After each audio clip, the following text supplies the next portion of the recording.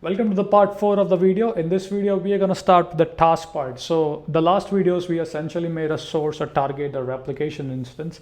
Now let's try to bring in data, right? So again, from the last video, we had a replication instance. We basically made a source, a target. And now let's basically start with the task part. So I'm going to click on create task. You can call it anything that you like.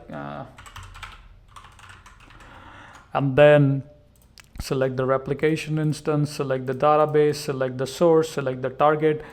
Migration type, so basically I want to do replicate data changes only, which means anytime I do any changes, I want to replicate those changes. So I'm going to click on that option. Then over here, you can leave everything to default. And here in the JSON editor, I'll essentially give you a JSON. You can paste that in. And I'll explain you what this does. So this JSON, is this correct? Yeah. So this JSON basically tells that, we want to only bring a table called sales, which is in the public schema in Aurora. I don't want to bring everything, right? So this is basically telling it only bring the table called sales in the public schema. Come all the way on the bottom section and click on create task.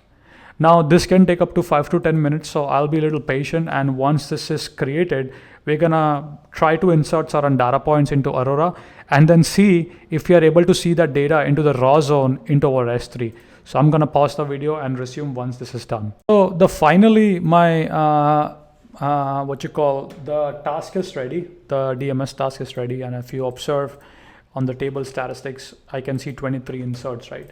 So if I run the Python file again, that is given to you in the GitHub section. Again, this is gonna basically perform certain insert, right? So what's gonna happen, I stopped it, and what I would see is DMS would be able to capture those changes, and I should see the number of inserts going up. So that means my DMS is basically capturing all the insert, update, delete happening on that table, and it's gonna bring these changes onto S3. So let me share my screen. As you can see, 44, the number did change. Now if I get over to S3 and if I refresh, look at that, public sales, and then here you can see we have the raw file. So let's try to take a look at that. So I'll use query with S3, select, do JSON. And sure enough, I see my changes coming from the DMS into my S3 data lake into the raw zone. I stands for insert, U stands for update, D stands for delete. Congratulations, you're almost there. You have a pipeline now successfully, which captures insert, update, deletes from your operational database and brings them into your raw zone. Now the next part is the EMR, where we are going to set up a Deltastreamer. So let's get started with the next part, that is setting up EMR cluster and basically running our Deltastreamer job.